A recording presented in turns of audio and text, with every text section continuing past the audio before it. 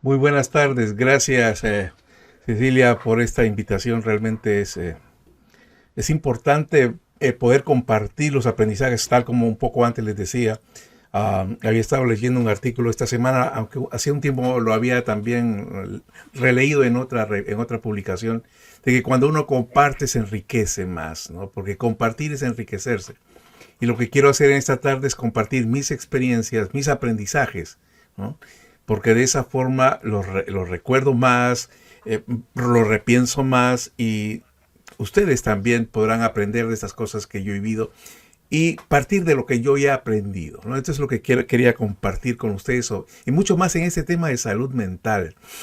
Es un tema que se hablaba en voz baja y se ha seguido hablando en voz baja, pero ahora ya explosionó. La OMS y otras organizaciones internacionales están hablando de los grandes peligros de la salud mental, ¿no? En todo el mundo, ¿no? En todo el mundo. Y nuestro país no se escapa de ello, ¿no? Quisiera empezar con esta frase de Richard Branson, ¿no? Un emprendedor interesante, ¿no? Disruptivo por excelencia, que señaló lo siguiente: los clientes no son los primeros, sino tus empleados. Si cuidas a tus empleados, ellos cuidarán a tus clientes. Quise poner esta frase inicial porque la alta dirección de las organizaciones son los que tienen que entender de que no es un gasto, es una inversión el trabajar en la salud mental de sus trabajadores, de sus colaboradores, ¿no? Porque si ellos no están bien, ¿cómo van a atender a sus clientes que son los que generan riqueza? ¿No? Son los que generan la riqueza. Los clientes son los que pagan por un servicio o por un producto, pero son los empleados quienes están al frente de ellos, en el front desk, para que ellos puedan tomar ese producto. Pero si yo tengo empleados desmotivados, son empleados que están molestos, fastidiados, simplemente lo que van a hacer es petardearme a mis clientes y van a sacarlos de la organización, los van a retirar. Y lo cierto es que para recuperar un cliente que se fue es bastante costoso. Entonces y por eso quería iniciar con esto. Los empleados son lo primero, porque ellos van a cuidar a los clientes, porque toda organización, toda empresa está para generar riqueza, Ahora bien, hay por ahí a veces se confunde entre enfermedad mental y salud mental, creen que es lo mismo. Y quería iniciar con esta pequeña diferenciación, ¿no? Recordarles que enfermedad mental es una afección, ¿no? Te afecta el pensamiento, los sentimientos, el estado de ánimo, el comportamiento de ti, de mí, de todos, ¿no? Me afecta, ¿no? Y eso, hay algunos comportamientos depresivos, ansiosos, de trastorno bipolar o esquizofrénico, ¿no? Eso es una enfermedad mental. En cambio, la salud mental, que es el tema que tenemos que tratar hoy en las organizaciones, es un estado de bienestar. Ojo, un estado de bienestar, ¿no? En que la persona siente que sus capacidades le permiten enfrentar cada una de las cosas que se enfrentan dentro de su organización, ¿no? Y con lo cual él podrá trabajar de forma productiva, adecuada, en función a metas, objetivos, ¿no? Y generar riqueza, generar bienestar. Entonces, salud mental es un estado de bienestar. ¿Bien? Aclarado este punto, ¿podemos hablar de salud mental abiertamente? Cuando era estudiante de psicología, um, cuando teníamos algunos cursos y entonces había algún determinado tema sobre ansiedad o depresión, el profesor o la profesora lo que hacían era que tal vez alguno de ellos pudiese hablar de esa situación personal, ¿no? Para poder ayudarle a él, porque esa era la ventaja, iba a ser ayudado allí y de paso los escucha el resto de compañeros, íbamos a aprender de cómo enfrentarlo, cómo ayudarlo desde la psicología. Lo cierto es que algunos lo hacían, pero también observaba, ¿no? Y tal vez en algún momento tal vez habré pecado de ello, y de seguro que sí, un poco que etiquetábamos a las personas por eso. Entonces, por eso es que muchos no gustan hablar de salud mental, ¿no? Piensa que está loco, ¿no? que tienes problemas graves. Y en las oficinas, en las organizaciones, es mejor quedarse callado. Hay bastantes problemas de poderlo hablar abiertamente, ¿no? Enrique Simon es el CEO de CUDA, una empresa mexicana dedicada a todo a la parte de ayudar a las empresas en temas de salud mental y temas organizacionales. Señala lo siguiente en esta investigación que hizo él, ¿no? Dice, el 20% señala que hablarlo lo pone en segundo plano. O sea, ¿por qué no lo hablo? Porque me ponen en segundo plano, ya simplemente desaparezco un poco del radar, ¿no? Un 36% dice que es como un sello que me ponen en la frente y me dicen, esta persona, cuidado para darle nuevas posiciones, ¿no? Es el pensamiento de las personas que dicen, ¿por qué no habla de salud mental? Y un 34% señala de que el hablarlo y que las personas sepan del problema de salud mental que estoy teniendo, ¿no?, afecte mi rendimiento en mi trabajo, ¿no? Así que mejor me quedo callado, ¿no? Por otro lado, habla también Simon de que el 52% dice, no lo hablo porque me van a juzgar. Todas las cosas que yo haga, todas las cosas que yo proponga, me van a juzgar por lo que yo señalé de los problemas de salud mental que yo pueda estar atravesando, ¿no? Entonces, estos datos, que no conozco datos aquí en Perú, y sería interesante, por ejemplo, si alguno de ustedes está por graduarse y va a tener que hacer su tesis, hacer una investigación, esto sería un tema interesante de saberlo. ¿Qué está pasando en nuestro país, en Perú, si se puede hablar abiertamente de salud mental en las organizaciones, ¿no? Y qué efectos está teniendo, ¿no? Ahora, ¿cómo está la salud mental en nuestro país? Bueno, según el Ministerio de Salud, entre enero y mayo de este año, señala que atendió 156,000 casos de ansiedad, 77,000 casos de depresión, 18,000 casos de consumo de sustancias psicóticas y alcohol, y 60,000 casos de violencia, ¿no? Pregunta, ¿habrán atendido a todos? Parecen grandes cifras, pero no lo son. No son grandes cifras los que tenemos ahí, y son poco la atención que ha dado el Ministerio de Salud, porque hay muchos casos que no han sido reportados, ¿no? Muchos casos que no han sido reportados. Entonces, estamos teniendo un grave problema. El Estado no está preocupado por este tema. No está preocupado por este tema, ¿no? Y esto lleva, por ejemplo, algunas informaciones que pude sacar, ¿no? Quiero regresar un poco a esta nota que encontré, ¿no? Ola de mala salud crece en el país en forma silenciosa, ¿no? Se revela que sobrevivientes presentan deterioro de la salud mental hablando del COVID. 33% de niños y adolescentes están con problemas. Trastornos mentales se duplicaron y hasta se triplicaron, ¿no? Y esta noticia la que menos me gusta, ¿no? Perú, después de Chile, es el país latinoamericano donde más empeoró la salud mental en pandemia. Bueno, en realidad no es que haya empeorado. Lo único que ha pasado con la pandemia es que ha agudizado, ha acelerado todo lo que se estaba dando, lo que ha hecho la pandemia. Muchos le están echando la culpa a la pandemia, en realidad no lo es, ¿no? Por lo menos es un juicio personal. Lo que ha hecho la pandemia es acelerarlo, hacerlo más visible, ¿no? Entonces, esto es importante de saber cómo está nuestro país, en dónde nos estamos moviendo, ¿no? Hay unos indicadores, imagínense, miren, los indicadores en cuanto a suicidio, del 2012 al 2020 ha crecido grandemente. Pero observen, por ejemplo, en el 2012, ¿no? En cuanto a hombres y mujeres, las mujeres siempre eran mucho más que los hombres, pero ahora en el 2020 la diferencia es menor, es mucho menor, ¿no? Y también el pensar en suicidarse también ha crecido, casi se ha duplicado, ¿no? Entonces, hay esta información que se está dando en nuestro país.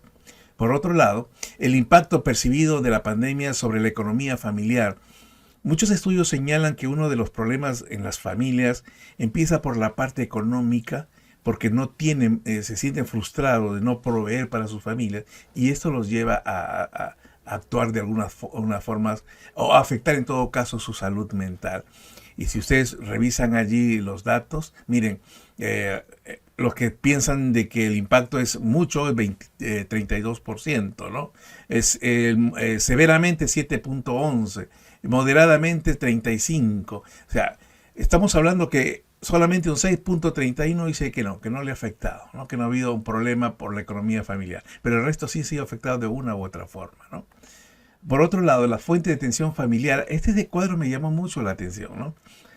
Y esto un poco que grafica una de las tendencias que ya se venía hablando a finales del año pasado, de que este periodo que estamos viviendo hacia adelante, las mujeres van a tomar un mayor poder de liderazgo en las organizaciones.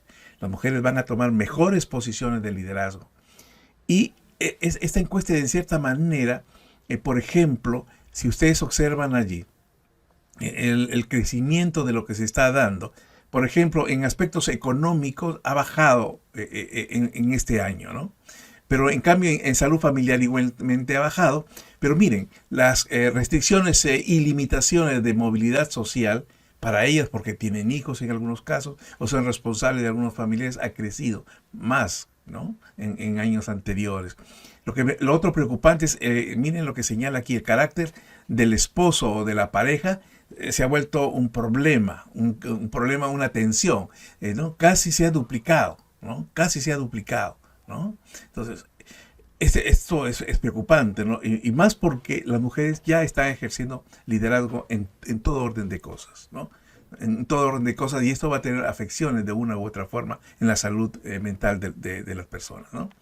Ahora, por otro lado, la escala de estrés se ha incrementado, ¿no? Si sumamos alto y moderado, son cantidades que son bastante altas. En el femenino estamos hablando más del casi un 56%. En el masculino es un poco menos, casi un 43.1%, ¿no? El estrés nos está consumiendo, es parte de... Hoy día el que no tiene estrés no vive, y el estrés no se puede evitar. Todos tenemos estrés, absolutamente todos. Unos más que otros, eso sí es cierto, pero todos lo tenemos, ¿no? Y este es un plano, esto es del ministerio, ¿no? De los lugares donde las personas pueden irse a atender cuando tienen problemas de salud mental. Y es donde digo que no hay un interés por las autoridades políticas de nuestro país. No este gobierno, de gobiernos anteriores, no ha habido una política importante para poderlo hacer. Imagínense, en Lima hay 37 centros donde podría atenderse todo Lima. ¿Cuántos somos en Lima? ¿Cuántos millones somos en Lima?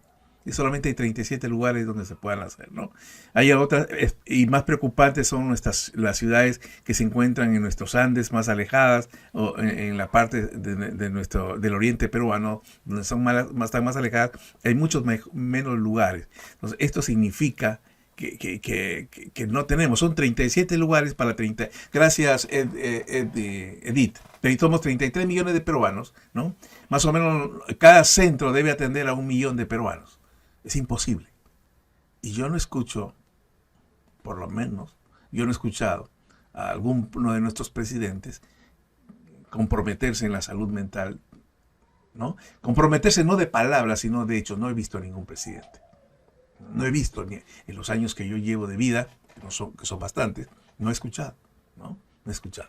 Entonces, pero ¿cómo está la salud ahora mental en el mundo? Porque el mundo... Bueno, estamos a un clic de cualquier lugar. Estamos cerca de cualquier parte del mundo. Ya el mundo es una aldea, como se venía diciendo, ya es una aldea global. Estamos juntos todos, ¿no? Imagínense, esto lo ha mostrado la pandemia, ¿no? Rápidamente se extendió por todo el mundo, ¿no? ¿Y cómo está, no? Las reacciones de la salud, porque el coronavirus está trayendo efectos, ¿no? Y efectos sobre la salud mental, ¿no? Y por ejemplo, hay países como Taiwán, Afganistán, donde los hombres son los que mayor problema tienen, ¿no? Con respecto al coronavirus. Pero si ustedes van un poco más abajo, Corea del Sur, por ejemplo, las mujeres son mayores, ¿no? Entonces, la situación está tratando, o el mundo está, los problemas que están sucediendo en el mundo están afectando de manera diferente a hombres y mujeres, ¿no? Por otro lado, las preocupaciones que puedan tener están cambiando. Imagínense, por ejemplo, en Suecia, su mayor preocupación es seguridad. Y lo otro, en el caso de Perú, es la corrupción, ¿no? ¿Qué es la mayor preocupación? ¿Realmente la corrupción es la mayor preocupación que debería tener un país? Hay otras cosas más importantes. Eso no significa que no debemos controlarla, eso sí, tenemos que controlarla, pero la preocupación debe estar en otros temas. No debe ser lo que todos los días nos sale en los medios de comunicación, no sé, es todo lo que todos los días tengan que hablar las autoridades gubernamentales, tanto el Ejecutivo como el Legislativo, ¿no? Ahora bien, la salud mental en el mundo, por ejemplo, la depresión, la ansiedad, ¿qué tan comunes son? 46% en Suecia.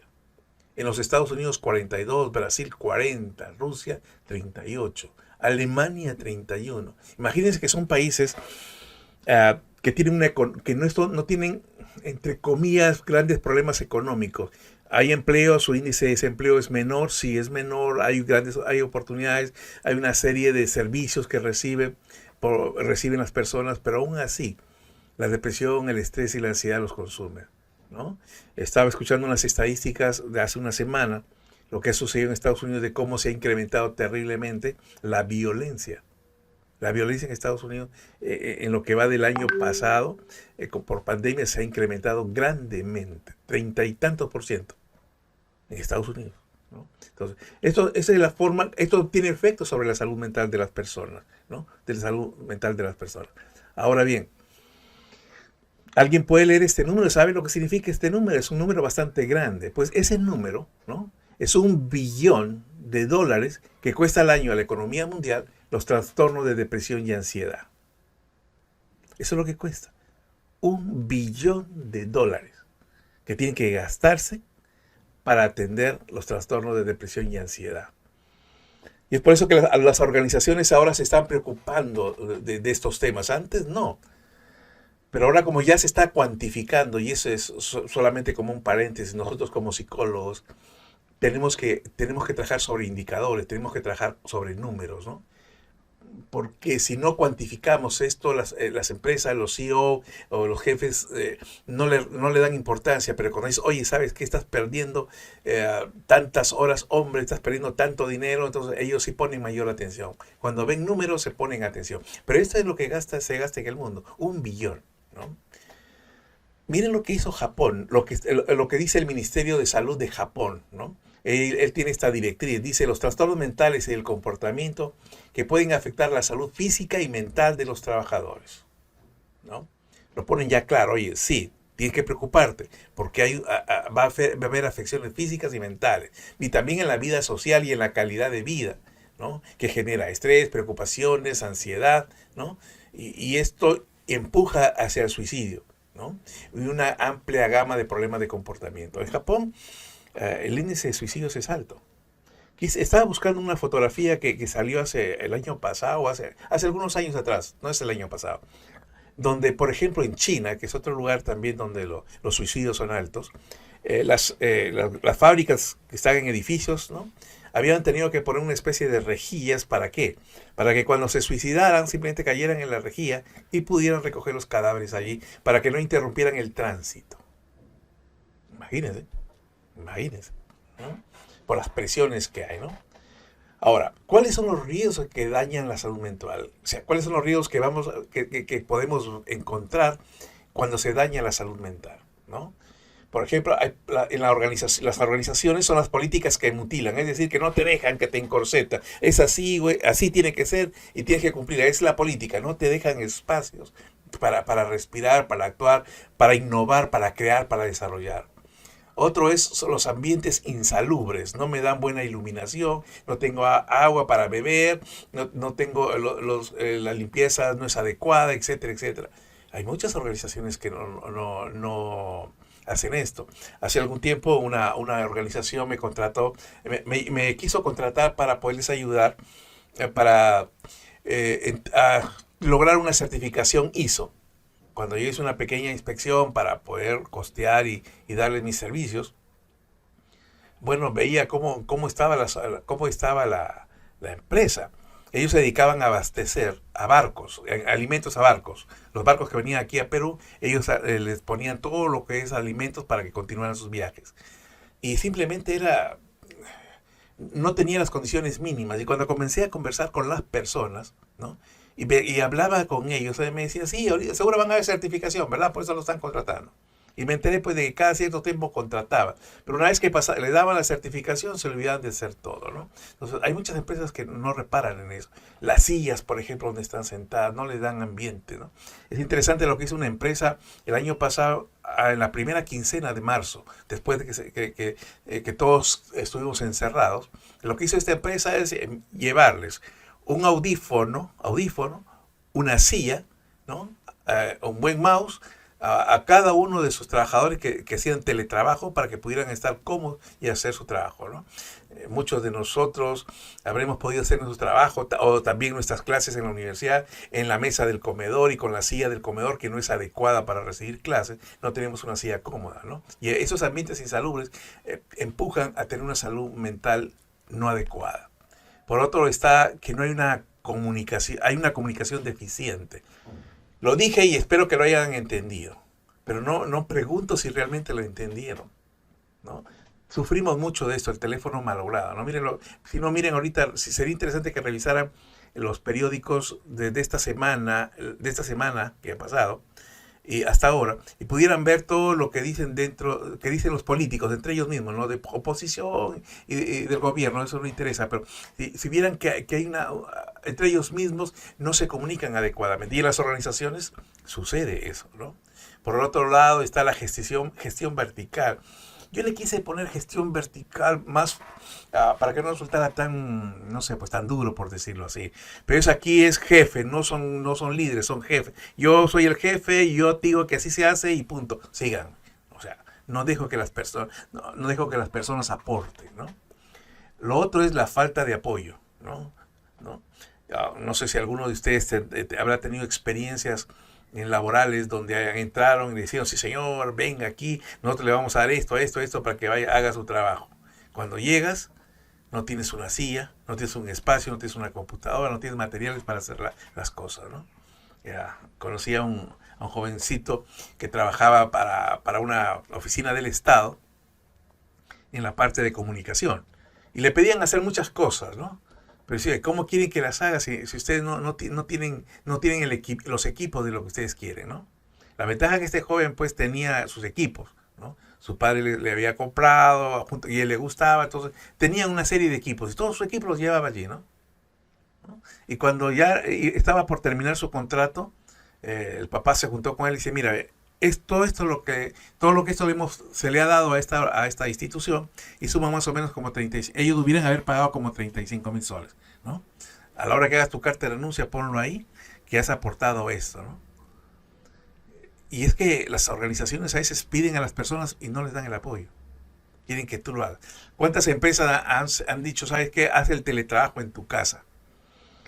Y no te han dado la computadora. De repente tú tienes una laptop que ya está viejita, no es tan veloz, o tienes un internet que es básico y no te paga por internet de mayor velocidad y te exige, no te da apoyo, ¿no? Entonces, eso no nos ayuda y nuestra salud mental se pone en juego, ¿no? Lo otro lado es la alta presión para rendimiento. Hoy día se está que se pide y se pide más, ¿no? Alguien decía, oye, cuando vas a un trabajo, primero empieza con el 50%, dando el 50%, y va subiendo, 60, 70, 80, pero nunca des el 100%. ¿Por qué? Decía. ¿Por qué? Porque si tú das el 100%, ellos van a querer que des 110, pero ya no puedes dar 110, pues, ¿no? Entonces, a veces la gestión, la dirección, presiona demasiado, ¿no? Sin haber hecho un análisis del rendimiento que se podía exigir y pedir a las personas que contratan, ¿no? Por otro lado está la inseguridad laboral, ¿no? No sé, hoy día a mi compañero lo sacaron, ¿no? Y a mí ni siquiera hablaron conmigo para decir, oye, mira, hemos tenido que sacar a esta persona, ya no va a estar con nosotros, no, pero en el caso tuyo, mira, estas son nuestras expectativas tuyas, contigo no te preocupes, y entonces tú vas a estar aquí por lo menos los próximos 6 meses o un año, no con nosotros, así que no tengas preocupación. Pero las empresas no hablan de esto, no quieren hablar. Y entonces yo me pongo inseguro, no sé qué va a pasar, ¿no? Y ya voy bajando mi rendimiento, ¿no? Y esto me da ansiedad, me da estrés, ¿no? Y se da mucho en las organizaciones, ¿no? Ahora bien, ¿cuáles son los efectos en la empresa por una mala salud mental? ¿Qué le ocurre a la empresa? ¿No? Hay empleados desconectados, ¿no? Entre las metas, entre la visión que quiere la organización, entre los objetivos, no entre los valores, entre todo. El empleado es casi como un zombie, ¿no? Le dicen, haz esto y hace eso, nada más que eso, ¿no? Por otro lado, hay una comunicación deficiente entre las mismas jefaturas, no hay una buena comunicación, o a veces una persona tiene dos jefes y recibe órdenes contradictorias, o no le han dicho quién tiene la prioridad cuando se pide un trabajo, cuando tiene dos jefaturas, tiene dos jefes que están detrás de él, ¿no? Lo otro es que hay una alta rotación. Hace unos días estaba con un cliente, una persona que estoy haciéndole coach, y la empresa no estaba midiendo la alta rotación. Cuando le comencé a hacer preguntas de cuántas personas, cuánto era la rotación, y era muy alta, ¿no? Muy alta, ¿no?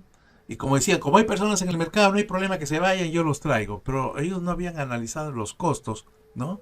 Que se van por la nueva persona que viene y la curva de aprendizaje hasta que llega al nivel que uno quiere, pasa tiempo. Y esto va en desmedro de la economía de la empresa. Se vuelve cada vez más ineficiente, los procesos se retrasan, etcétera, etcétera, ¿no? Entonces, hay alta rotación de personal porque simplemente ven, se sienten mal, no los atienden bien, no los apoyan y simplemente se van. Los que son buenos se van. Los que son buenos se van. Aquellos que sienten que no tienen opciones en el mercado, y usualmente son aquellos que son menos productivos, son los que se quedan, ¿no? Son los que se quedan. Por otro lado, comienzan a haber bombas de seguridad, ¿no? Es decir, los trabajadores que se van porque no les ayudan, dejan bombas de tiempo ahí, ¿no? Para que en algún momento explote. No hicieron los reportes, no dejaron dicho todo como estaba, y entonces comienzan a haber algunos problemas, ¿no? Lo otro es la baja productividad. Comienza a caer la productividad. Estaba con una persona el año pasado, en el mes de mayo, si mal no recuerdo, ¿no?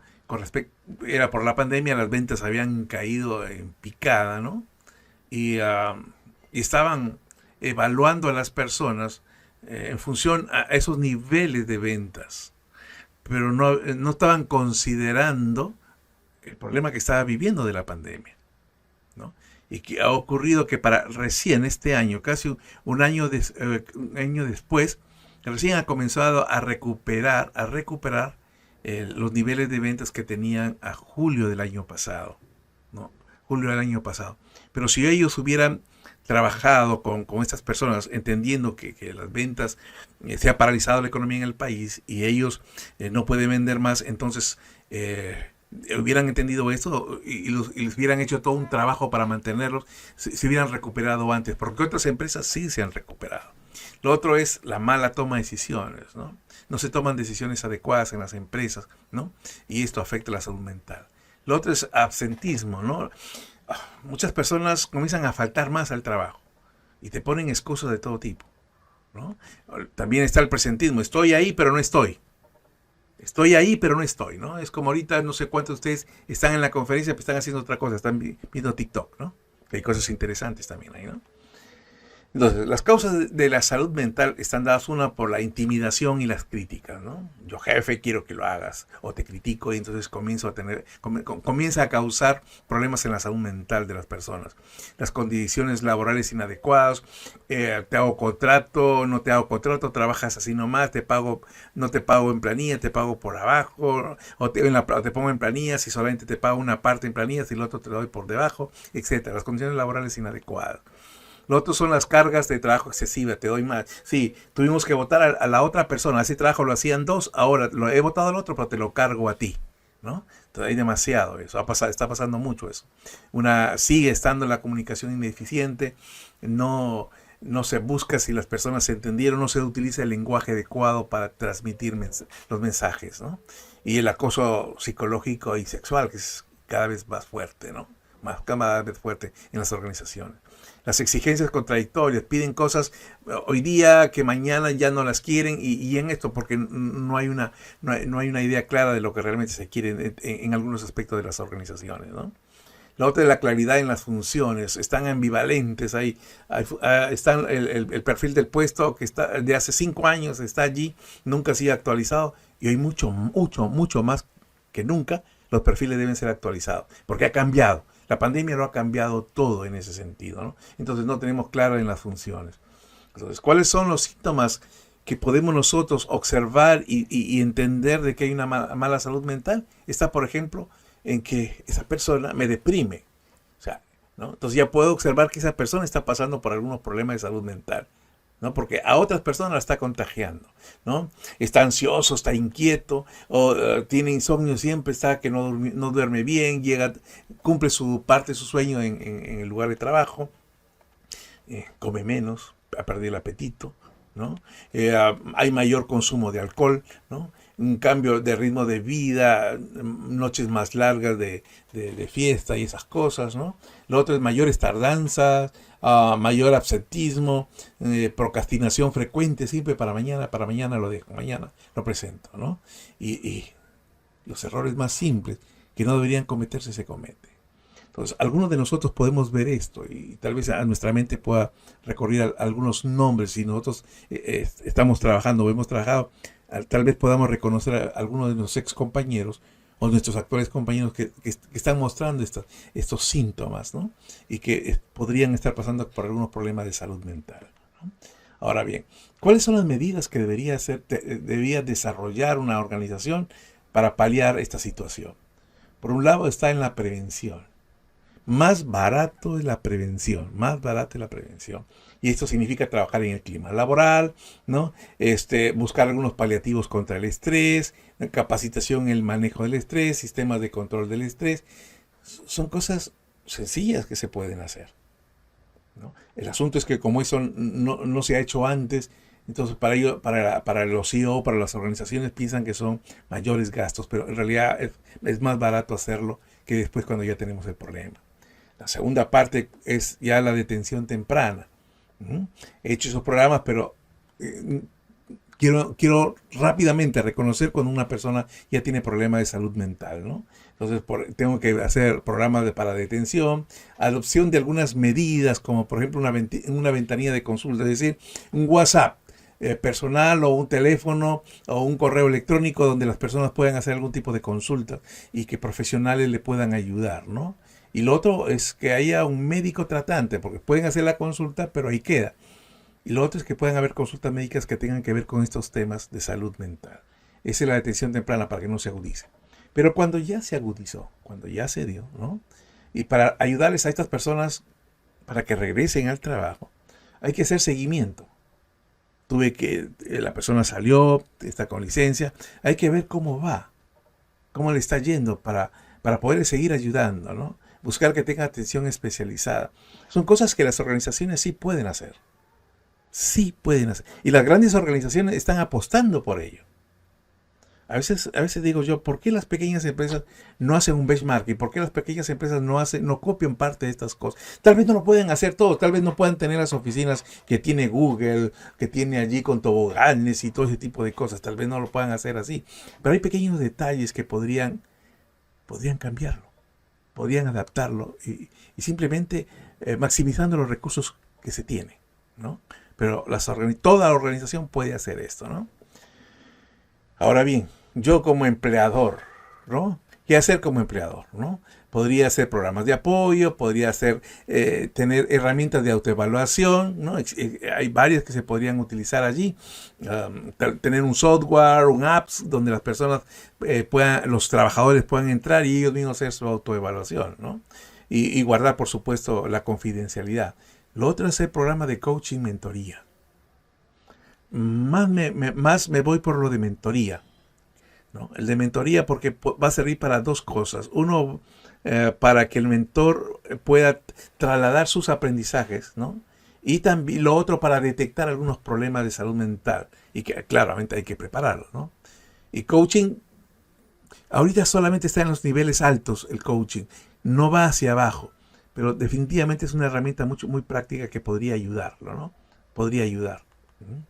Lo otro es facilitadores de bienestar, es decir, personas que puedan ayudar. Recuerda, hablábamos de salud mental y bienestar. Entonces tenemos que buscar facilitadores de bienestar. Japón este año ha creado es el primer ministerio en el mundo de la felicidad, ¿no? Entonces, tenemos que buscar personas que faciliten el bienestar, ¿no? El bienestar. Lo otro lado es que tenga que tener espacios inspiradores. Tal vez un color interesante, una buena iluminación, unas plantas. Estuve en una organización donde yo no sé a qué genio se le ocurrió decir, no queremos que nadie tenga plantas, porque las personas llevábamos nuestras plantas, ¿no? ¿Por qué? La razón era porque gastaban agua. Y eso enrareció el clima. A mí me parecía totalmente absurdo, ¿no? Que dijeran, para que no gasten agua, no lleven sus plantas, porque ni siquiera la empresa las compraba las plantas, ¿no? Entonces, buscar espacios inspiradores que ayuden, ¿no? La evaluación de la depresión, hacer una especie de clínica una vez al año para que vengan los trabajadores y sus familias, por ejemplo, para que se hagan una evaluación de depresión, de ansiedad, etcétera, ¿no? Otra de las cosas que podría hacer el empleador es los seguros médicos. Buscar seguros médicos que puedan facilitar, ayudar a sus trabajadores en este problema de salud mental, ¿no? Ahora bien, ¿cuáles son los beneficios de tener una salud mental, ¿no? Es mejorar la productividad. Empresa, recuerda, mejorar la productividad, ¿no? Es un efecto inmediato, ¿no? Porque la persona va a estar ecuánime para poder producir todo lo que tenga. Lo otro es prevenir errores y accidentes, ¿no? Porque los accidentes se dan porque a veces estoy ansioso, estoy estresado y no tomo las mínimas medidas de accidentes. Y hay errores en la producción que se pierden al final, ¿no? Imagínense que yo estoy en una fábrica produciendo camisas y por estar ansioso me equivoco y presiono el botón que no es adecuado y toda una producción de camisas de exportación se queda en el aire y es dinero, pérdida de dinero, ¿no? Y lo otro es prevención de reclamaciones, ¿no? Si yo hago estos programas de salud mental dentro de las organizaciones, preveo reclamaciones futuras. En nuestro país muy poco se trabaja esto, ¿no? De reclamaciones, ¿no? Yo tengo un problema y yo no le inicio un juicio a la empresa porque ella ha sido la culpable de que yo trastorne mi salud mental, ¿no? Pero las legislaciones se están adaptando y hay que prepararnos para eso, ¿no? Ahora bien, ¿cuáles son los efectos en una persona de una mala salud mental? ¿No? No hay compromiso con el trabajo. No me siento comprometido, simplemente voy porque tengo un salario, porque tengo que cumplir y punto, pero no estoy comprometido con ello. Lo otro es la capacidad física, me siento agotado, siempre agotado, ¿no? Mi escucha es pasiva, solamente escucho palabras, pero no le busco qué hay debajo de esas otras, de las palabras, del mensaje, qué hay más abajo de esas palabras, ¿no? Lo otro es, ahí tomo malas decisiones, ¿no? Y eso me empuja ahora a preguntarme qué hacer como colaborador, ¿no? Tengo que desarrollar habilidades de afrontamiento, o sea, cómo enfrentarlo. Tengo que yo desarrollarme, porque es mi problema de cuidar mi salud mental. Tengo que desarrollar habilidades de afrontamiento, tengo que tener una participación mucho más activa, porque eso me mueve a no estar quieto y me mueve a que esté pensando, que esté aportando, que esté generando. Y también está en el desarrollo de hábitos saludables. El hábito de desarrollo saludables, como por ejemplo deporte, buena alimentación, lectura, etcétera, etcétera. Tengo que buscar hábitos saludables. Necesito que físicamente estar bien y los hábitos me van a ayudar a ello, ¿no? Ahora bien, también lo otro es compartir experiencias. Como parte de mí tengo que comenzar a compartir. Quien comparte gana el doble, ¿no? Porque recibe feedback, recibe retroalimentación, ¿no? Lo otro es evitar, no estoy diciendo que no tomen, ¿no? Pero evitar consumo de alcohol y tabaco, porque eso está afectando también, se está incrementando eso, ¿no? Lo otro es cuidar la apariencia, sí, y no me estoy refiriendo a que me vaya a hacer la liposucción ni nada de ese tipo de cosas, simplemente estar impecable. Se habla de que, por ejemplo, las personas se están bañando menos ahora en la pandemia, porque como ya no sale para trabajar, todo lo hacen en casa, se bañan menos, ¿no?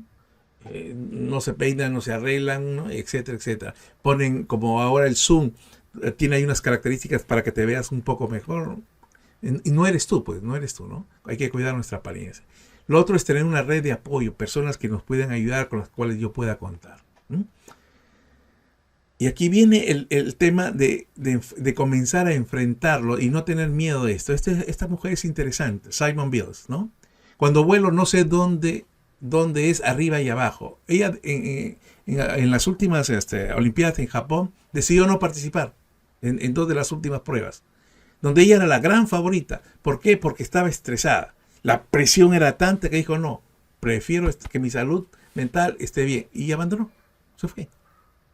Y ya está empezando a ocurrir esto, ¿no? Muchas personas están cuidando su salud mental. Igual sucedió con esta japonesa, ¿no? Naomi Osaka.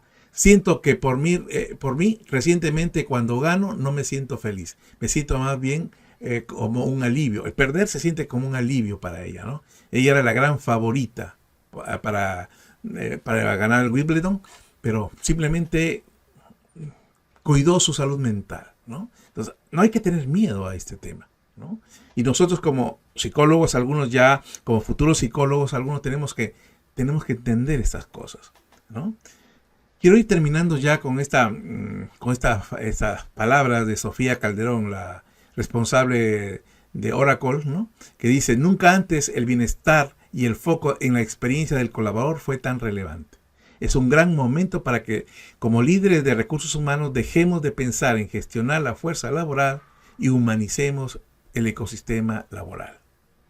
Una de las tendencias fuertes es la humanización del talento humano. Si ustedes revisan cuáles son las tendencias que se están dando en el mundo, muchas de ellas tienen que ver con el bienestar de la persona, más allá de la generación de riqueza y ese tipo de cosas, ¿no? Porque al final el bien supremo somos nosotros, los seres humanos, ¿no? Y bueno, ¿qué significa la salud mental para terminar ya para nosotros, para los psicólogos? Ustedes están estudiando, pero ya pronto van a ser psicólogos. ¿Qué significará la salud mental para los psicólogos, no? Una oportunidad de ayudar. Sí, eso es para nosotros. Una oportunidad para ayudar. Una oportunidad para ayudar. Porque nosotros vamos a ayudar a personas que nos va a permitir que todos nos beneficiemos con que ellos están bien, la economía está bien, la sociedad está mejor y nosotros vamos a vivir en una sociedad con mayor salud mental, ¿no? Ahora bien, ¿qué hacer como estudiante de psicología? Y con esto concluyo. ¿Qué hacer como estudiante de psicología si aún estoy estudiando? ¿Qué es lo que debería hacer yo? ¿Cuál es mi compromiso? ¿No? Por un lado es reconocerme yo, ¿no? Reconocerme, autoevaluarme y saber qué problemas tengo para poder hacer algunos cambios. He tenido la oportunidad cuando estaba estudiando mi carrera de psicología, me daba cuenta de que algunas personas, yo me decía, oye, ¿qué hacen estas personas estudiando aquí? Porque conversaba con ellos, hicimos buenos amigos y tenían toda una historia de atrás que todavía no habían solucionado. Y no estaban interesados en solucionarlo y se estaban preparando para solucionarle a otros. Entonces, ¿qué clase de psicólogos van a ser? ¿No? Entonces, lo primero que tienes que hacer tú, yo y todos los que estamos involucrados en psicología es reconocerme. ¿Quién soy? ¿Qué tengo? ¿En qué problemas estoy teniendo para buscar mejorar, ¿no? Mejorar en todos los aspectos, aprendiendo nuevas cosas, ¿no? Desarrollando nuevos talentos, nuevas habilidades, nuevas competencias, ¿no?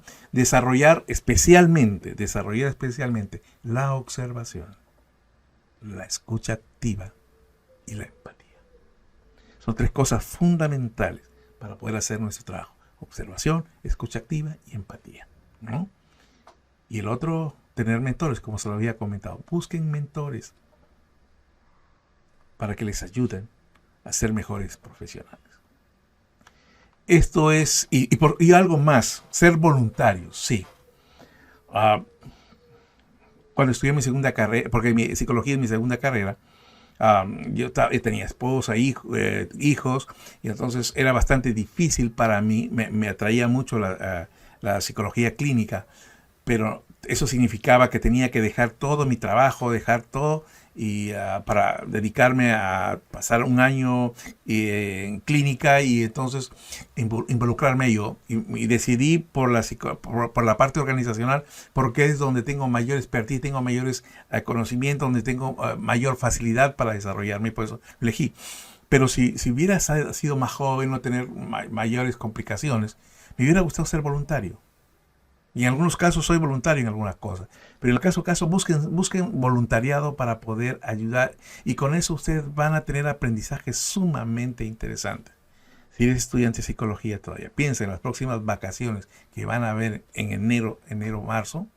No estés pensando en irte a vacacionar, no estés pensando en irte a hacer cursos para acelerarlo. No, busca ser voluntario. Esa es una buena escuela donde vas a aprender mucho. Bueno, recuerda, no estás en el lugar equivocado, estás en el lugar correcto mirando las cosas de la manera equivocada. Eso es lo que quería compartir con ustedes. Si tienen alguna duda, me pueden, pasamos a las preguntas, y si no, ahí está mi página web donde ustedes me pueden ver las cosas que he publicado. Y ahí están mis redes sociales donde me pueden escribir, o mi WhatsApp. Y encantado de poder compartir mis experiencias. Así que gracias por haberme permitido estar con ustedes y estoy a sus órdenes si hay alguna pregunta.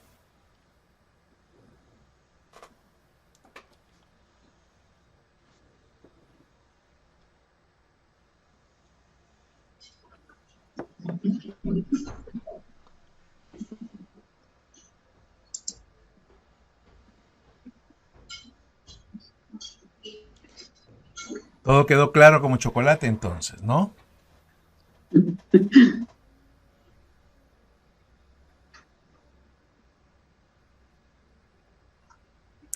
Cecilia, parece que tiene su micro apagado.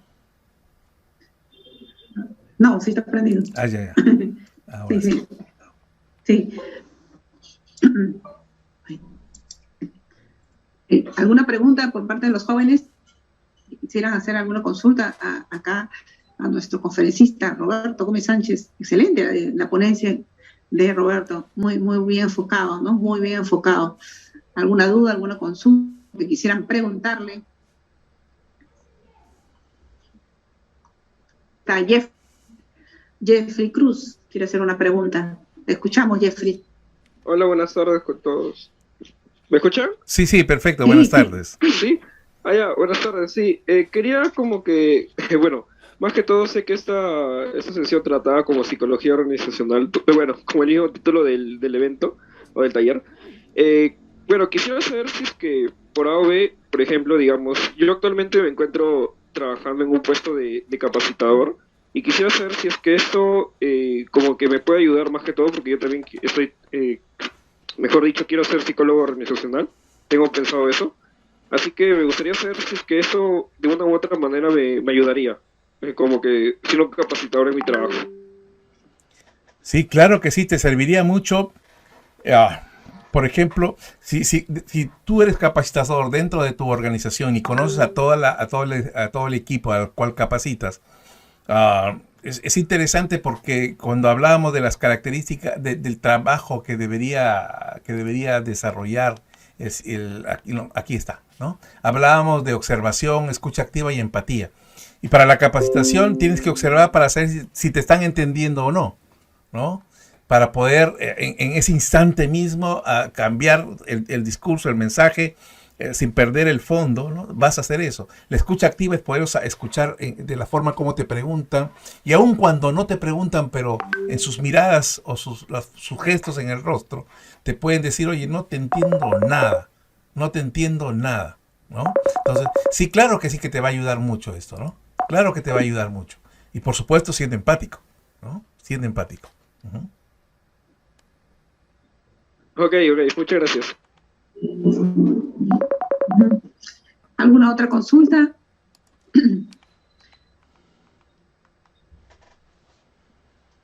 Es un tema bastante interesante. Y créanme, es un tema muy actual y nos va a seguir por los próximos 20 años, ¿no?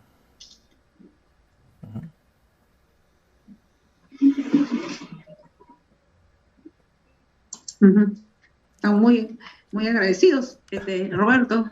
Excelente, está muy excelente, muy interesante la conferencia. Están Gracias, todos. Nicole. Ahí está Nicole. Ajá. Anthony. Carmen. Ahí está Ana. Ujú. Una consulta, doctor. Diga Ahí usted. está Luis. Sí, disculpe, ¿de qué manera puedo, como es lo que es el área organizacional, podía seleccionar mejor el talento humano que necesita la empresa? ¿Mediante qué exámenes? ¿Dando exámenes psicológicos o qué tipo de técnicas podía utilizar? Mira, te voy a contar dos experiencias. El año pasado, sí, el año pasado, el año pasado estuve en una conferencia que organizó una gran consultora chilena. Hubo un webinar sobre ello. Y contaba su experiencia una francesa, ¿no? Y que ella es psicóloga, dice, no se me cuece, decía ella, en la mente, de que aquí en América Latina, cuando llegué a Chile a trabajar, no se me cocía en la mente que estuviéramos tomándoles test psicológicos a las personas para ver si trabajan con nosotros o no. Porque en Europa no lo hacemos. No lo hacemos. Solamente se hace para las personas cuando tienen algunos problemas de salud mental, ¿no? ¿No? Se hace a ellos para poder determinar qué problemas podría estar teniendo para poderle ayudar, pero no a la gente que trabaja, ¿no? Entonces ella decía, pero al final han pasado, creo, 5 o 7 años que lleva en Santiago de Chile. Decía ella, bueno, pues al final tuve que acomodarme y también ya los hago, ¿no? Yo asistí a una conferencia hace más o menos unos 4 años atrás y volví a asistir hace un año y medio, 2 años más o menos, con la misma gente, con personas de las mismas organizaciones tipo Microsoft, tipo Oracle y Apple, casi como ellas, que señalaban lo siguiente, y lo repitieron, ¿no? Decían, mire, este año hemos contratado a personas donde nuestra mayor preocupación es identificar cuáles son sus talentos, cuáles son sus competencias que tienen. No hemos revisado para nada qué estudió. No hemos revisado para nada qué estudió, no nos ha interesado. Lo que queremos saber es qué tiene la persona, porque si hay un conocimiento que le falta, simplemente se lo pagamos para que estudie. Si no sabe Excel, le pago para que estudie Excel, pero si tiene competencias blandas, tiene la personalidad que se requiere para el puesto de trabajo, lo tomamos. Lamentablemente en nuestro país, solo las grandes las transnacionales que tienen empresas, que tienen sucursal en Perú, lo hacen, pero el resto de empresas no lo están haciendo. Todavía seguimos tomando muchos test para poder evaluarlo, pero creo que lo más importante al margen de los test es la entrevista. Es la entrevista. Yo les sugiero, yo lo que hago, por ejemplo, cada vez que tengo cuando hago mi servicio, porque yo soy coach y mentor, y terapeuta, y cuando tengo un cliente que que me ha pedido mis servicios, una de las cosas que hago siempre, ¿no?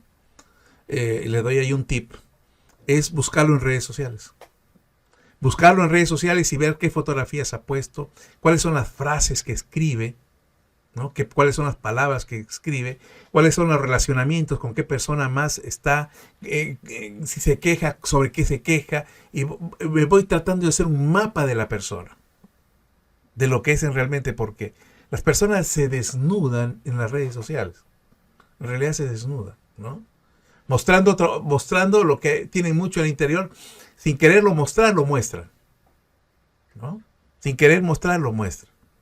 Pero esas son las tendencias que se están dando. En realidad no se están dando ahora, vienen de hace tiempo, pero que se están agudizando mucho más ahora, porque ahora necesitamos que las personas tengan salud mental.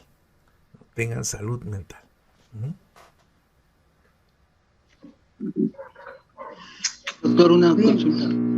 Dígame. Sé que mediante las entrevistas psicológicas se puede tener el perfil, ¿no?, del trabajador que quiere elaborar en la empresa, pero a veces ocurre que también hay un grado de reactividad por parte del postulante, que suele cambiar su comportamiento cuando se siente que está siendo observado, ¿no?, y calificado por los recursos humanos que hacen la selección de personal. Y eso todo también creo que causa un cierto, al momento pueden lograr ingresar a trabajar, pero a la larga generan más pérdida o gastos a la empresa, ¿no? Uh-huh. Claro. Lo cierto es que depende cómo entrevistes a la persona.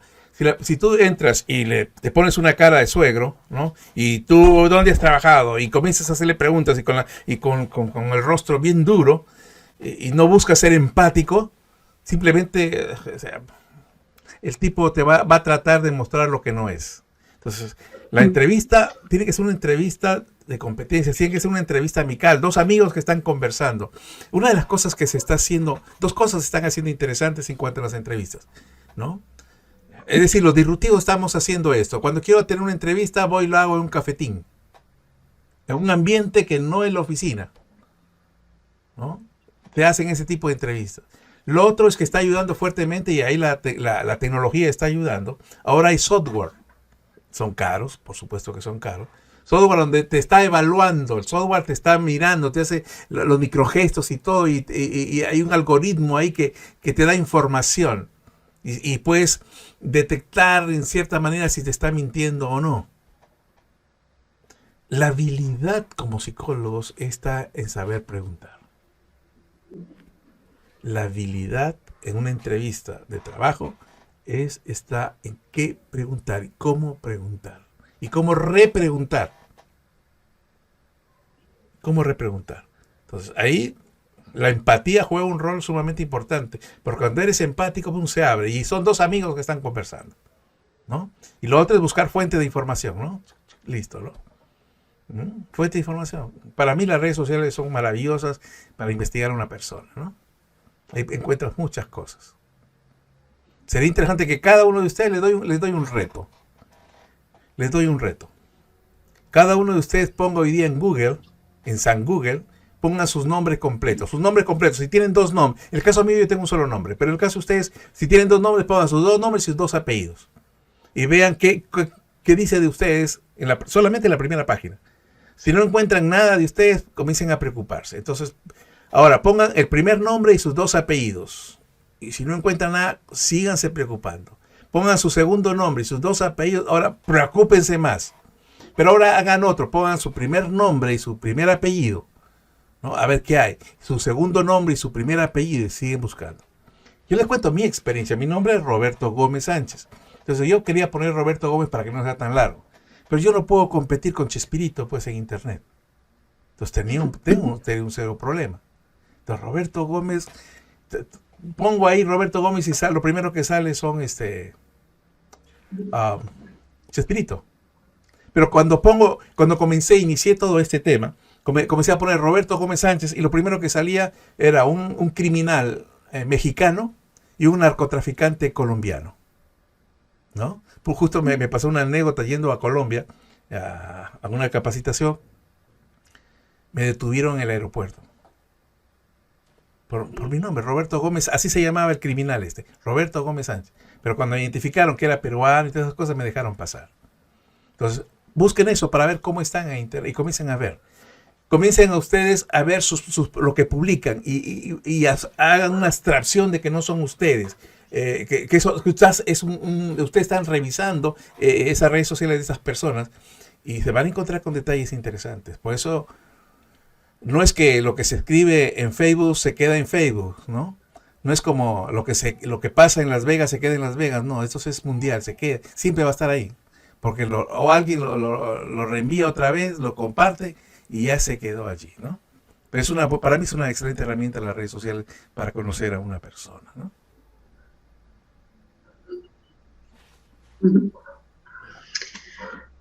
Muy bien. Ahí está la encuesta, chicos. Muy bien, felicitarle a Roberto Gómez Sánchez por esta excelente disertación documental en las organizaciones, siempre ampliando nuestros conocimientos y enriqueciéndonos con estas conferencias, que ya lo viene haciendo Roberto en la Universidad Tecnológica del Perú.